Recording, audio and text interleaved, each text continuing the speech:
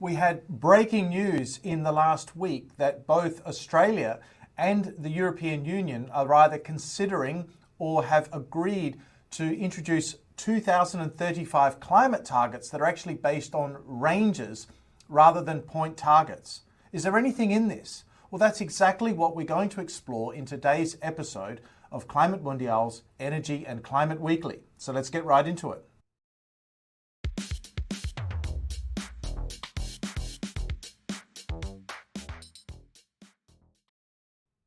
In case you're wondering why the European Union and Australia are both considering 2035 climate targets in September of 2025, the essential reasons are twofold.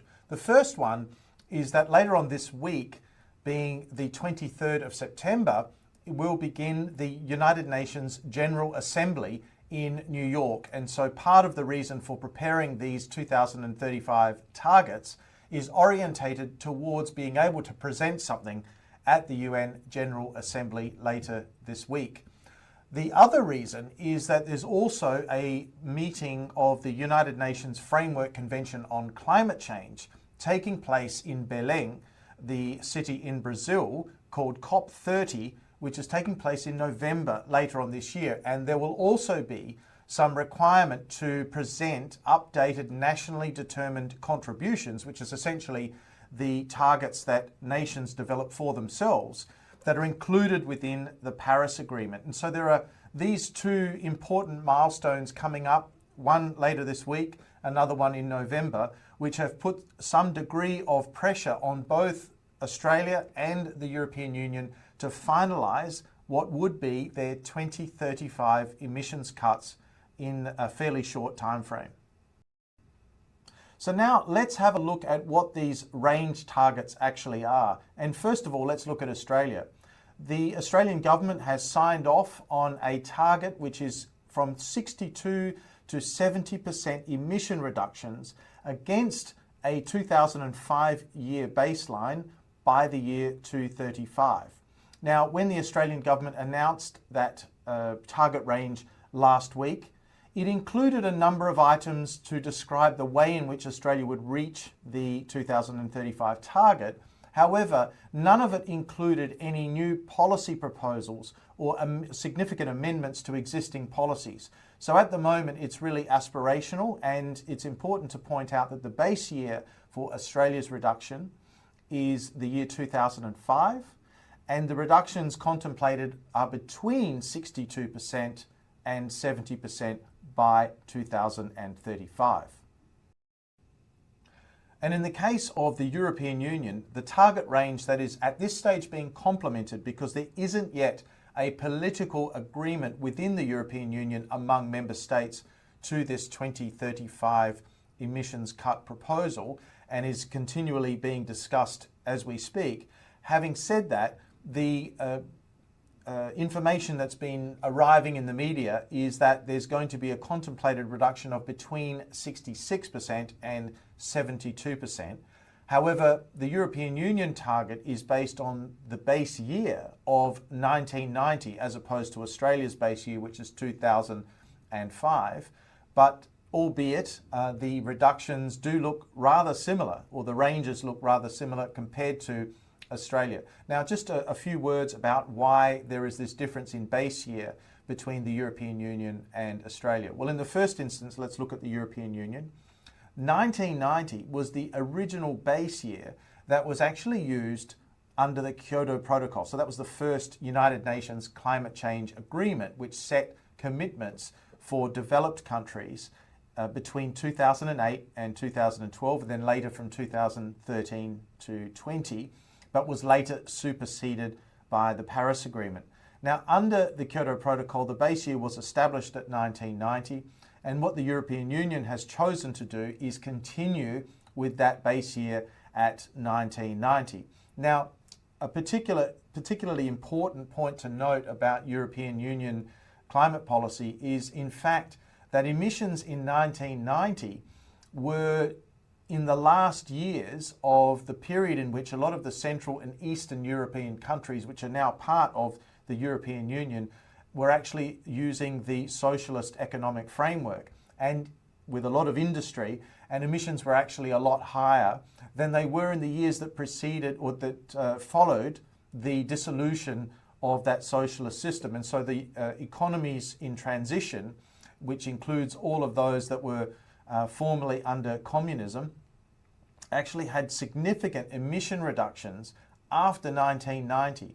And so while the European Union has certainly done a lot to reduce emissions over the last few decades, there was a certain amount of emission reductions which were actually carried across from using this 1990 baseline. And in the Kyoto Protocol period, this surplus, if you like, of emissions allowances relative to the base year was actually known as hot air.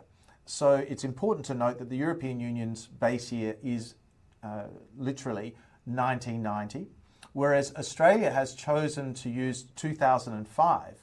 And the reason why Australia has departed from the use of the Kyoto Protocol baseline of 1990 and rather chose to use 2005 is because there was significant growth in emissions in Australia in between 1990 and 2005. So if you like, both in the case of the European Union and in Australia, the choice of baseline is very much a sovereign prerogative. They're allowed to do that. That's what the Paris Agreement is all about, allowing countries to decide for themselves. But in both cases, they've chosen, if you like, a base year which is somewhat advantageous to each national circumstances. And so the next question one might have is, how important is a 2035 target, given that we know both Australia and the European Union are committed to net zero reductions by 2050? So does it really matter to know what the glide path is in between the present, also 2030, where we have some targets from the European Union and Australia, and what would happen in the interim period in the lead up to, if you like, net zero by 2050. And in the case of the European Union, there is substantial work already done on agreeing a 2040 climate target as well. Well, in principle, with these major international meetings coming up, the UN General Assembly and also the COP30 meeting in Belém, there is a significant requirement for Australia and the European Union to present ambitious climate action, and in particular 2035 targets that actually establishes the goodwill of those countries and regions with respect to contributing globally to emission reduction. So in one respect, they're very important to demonstrate the good citizenship, if you like, of both the European Union and Australia in the eyes of the world and developing countries in particular as negotiations take place in Belém. However, the other way to look at this is from a market perspective, and if one asks oneself, is a 2035 emission reduction commitment that important to the market, given that we already know that the regions like Australia and the European Union are already bound and heading towards net zero by 2050? Now, in principle, the answer to that question is yes, because if it was known to the marketplace that notwithstanding the net zero by 2050 ambition, both Australia and the European Union, or one or the other, was committed to doing some of that heavy lifting earlier and actually achieving deeper emission reductions at an earlier stage, that would mean that emission reductions would be more scarce in the short term. And that would imply things like higher prices for carbon and so forth. So in principle, there is a degree of materiality on these 2035 targets. The caveat to place on that, though, is that the emission reduction targets, to really be meaningful for the marketplace, need to either be legislated or have some degree of enforcement provision to make those reductions legally binding and not a best endeavours type exercise. And the introduction of ranges is somewhat muddying the waters on the degree to which these cuts actually represent an additional level of ambition, or whether they're actually being done in some respect to provide an open range and allow the real decision making about commitments to take place later. And so if it is true that these ranges represent essentially the European Union and Australia seeking to buy themselves some optionality for consideration of other policies in the next year or so, the question that may well be asked is, why would they want to do that? Well, let's have a look at a couple of the other factors that are influencing all of this in a global sense. And the first of these is clearly that Australia and the European Union would be making this decision to commit to 2035 reductions in an environment where only recently, early this year, the United States, one of the largest emitters in the world, and clearly a very important partner for the European Union as well as Australia, has actually withdrawn from the Paris Agreement. So one obvious question that comes out is, to what extent does Australia and to what extent does the European Union want to get too far out ahead of another country like the United States? And of course, other considerations would be made on other countries. So it's really the relative impact of going deeper and sooner which is affecting the thoughts, if you like, of some of the policymakers. And we see that coming out. In, for example, the European Union, there's tremendous debate and discussion going on between different blocks of countries about the 2040 target. And a lot of the member states are actually calling for additional flexibility because they're actually worried about the economic impact of going too deep on climate. And they want flexibility provisions like, for example, the proposal to include international offsets as a potential means of reaching the 2040 climate target. So those sorts of compromises are ultimately in the minds of the policymakers, and impacts from going deep on emission reductions are going to be felt by some industries. Obviously, the longer term idea is to actually restructure the economy and turn it into a low carbon economy, particularly in the European Union and in Australia. But obviously there's a transition period involved, and there are lots of businesses that still rely quite heavily on fossil fuels and emissions and so forth.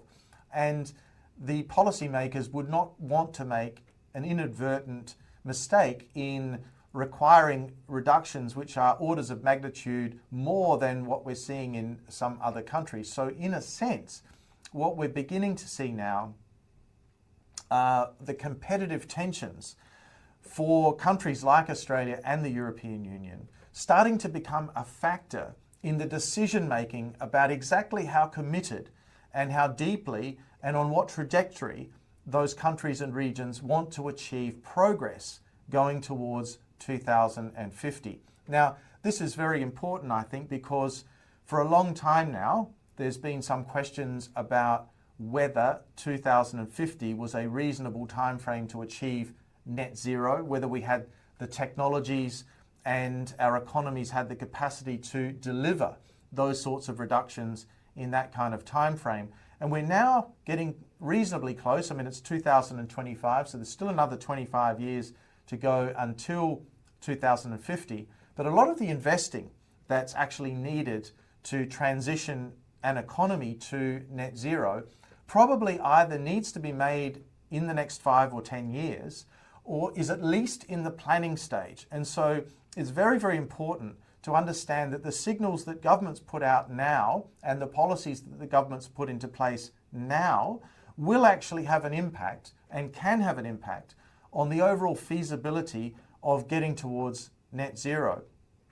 So in that sense, these 2035 targets do represent, to a certain extent, and without wanting to be too dramatic about it and overplay the importance of this, but they do represent an inflection point and an opportunity for the world, if you like, and the economy and the citizens as well, to get a bit of a temperature guide or gauge as to exactly how committed the governments are to net zero, or whether in fact more flexible options might need to be considered in order to preserve the competitiveness and to not increase unnecessarily cost of living pressures in those economies, while at the same time providing sufficient incentives to private sector actors in particular to make the investment decisions that are necessary today and in the next 5 to 10 years that can transition those economies towards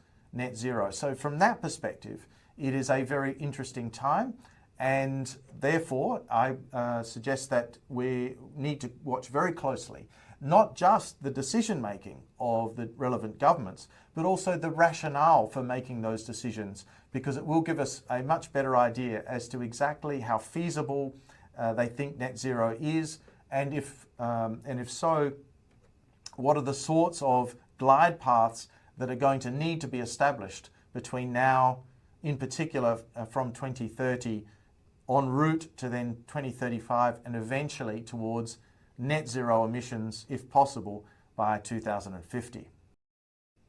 And so what comes next? Well, in the European Union, the ongoing process to agree the 2040 climate target, which is, as I mentioned earlier, the 90% reduction by 2040, and inclusion of the proposal to allow the import of international emissions certificates, is ongoing. And there may well be some decisions made throughout the course of the European autumn, so over the month of September and then leading into October, there'll be further discussions with a view to actually getting agreement before the end of the year. However, it's important to note that there are some countries in the European Union that have been pushing for more flexibility, that have been quite concerned about the economic impacts of the 2040 cut. So there'll be lots of signals coming through from those discussions in the European Union. So that's something that we'll continue to monitor on this channel. And in Australia, while the government has certainly agreed to the proposed reduction target by 2035 and has formalised that, and the Prime Minister's even communicated that last week, the other really important dimension here is that behind the scenes we've got the Australian Opposition Party, which is currently having its own policy debate about to what extent it is still committed to net zero by 2050. And obviously there are portions or factions, if you like, of the opposition coalition that support net zero by 2050, but there are also others who do not support it. And the temptation would be to look at the opposition at the moment and say they lost the election in May of 2025. It was quite a resounding election loss, and therefore they don't really represent a serious threat to repealing any provisions that might be put into place to establish things like the 2035 emission reduction target. However, what we've seen in Australia over the course of maybe 1 to 2 elections is that things can actually change quite significantly. So we do have to keep a very close eye on what the opposition's policies are going to be regarding net zero and then the glide path towards that, and in particular the 2035 target. So I think with respect to Australia, it's going to be important to keep a very close eye on how things develop in respect of the politics of the opposition in the country. The other really important dimension for Australia is that there's a significant amount of pressure being placed on, or at least expectation on, Australia to do more with respect to emission reductions in respect of the interests of Pacific Island nations. Clearly, island nations are in the most vulnerable position, or one of the most vulnerable positions, to the extent that climate change is the ultimate cause of sea level rise and so forth. So the impacts on island nations could be very significant. And Australia is involved in a lot of positioning and policy work with Pacific Island nations. There's a degree of security competition as well between Australia and China for partnerships in the Pacific Islands. And the extent to which Australia can commit to reducing emissions is actually a big factor. So those are the issues, whether it be in the European Union or Australia, to watch out for over the next few months as further developments occur relating to the commitment of both Australia and the European Union towards 2035 emission reductions.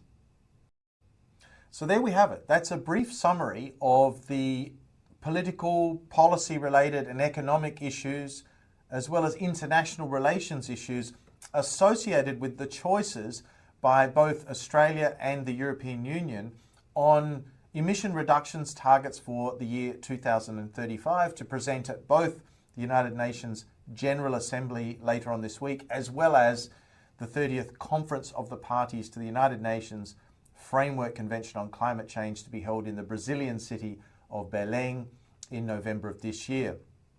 Now, the introduction of this concept of ranges is very interesting. During the video, I've set out some of the issues that sit behind that. Personally, I think that this is an attempt by the policymakers to purchase some optionality. And what do I mean by that? The first is political optionality.